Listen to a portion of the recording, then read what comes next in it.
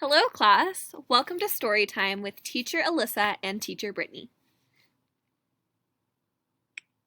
Today, we will be reading part of the story Mapping Penny's World by Laureen Levy.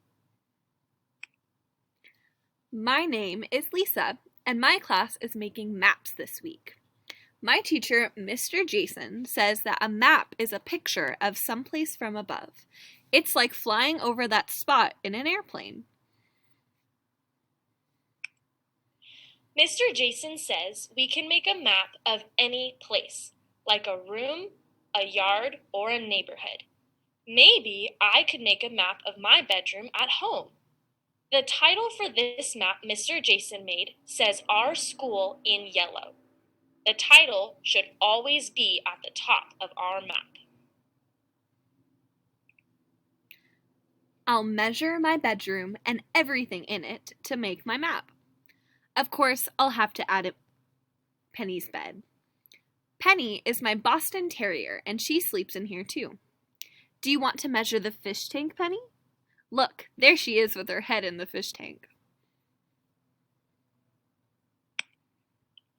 My map shows how my bedroom would look from overhead, as if I were looking down from the ceiling. This is a close-up map of the fish tank. Thanks for your help, Penny. Look, here it is in the corner. The symbols here in this picture all mean different things and have labels to describe them. The circle on the floor is the rug, and the square in the corner is my bed. Penny likes to hide her toys and other stuff in the yard. I have found shoes and socks in the strangest places. Maybe I'll make a map of Penny's hideouts. On this map, some of the symbols stand for the goodies she has hidden outside.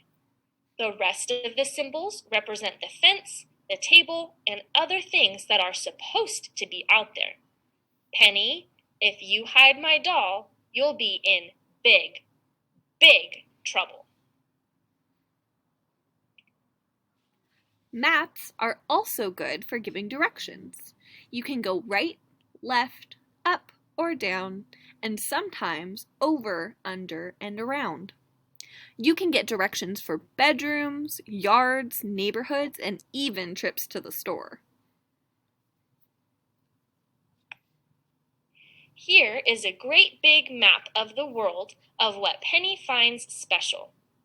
This looks like the map we saw of our school a couple of days ago on Google Earth. When making maps, remember to use symbols with labels so others won't have to ask you for more directions. And always make sure that you have a title so that everyone knows it's your bedroom, not mine or Miss Brittany's. Thank you for listening and paying such good attention during story time. We'll see you next time.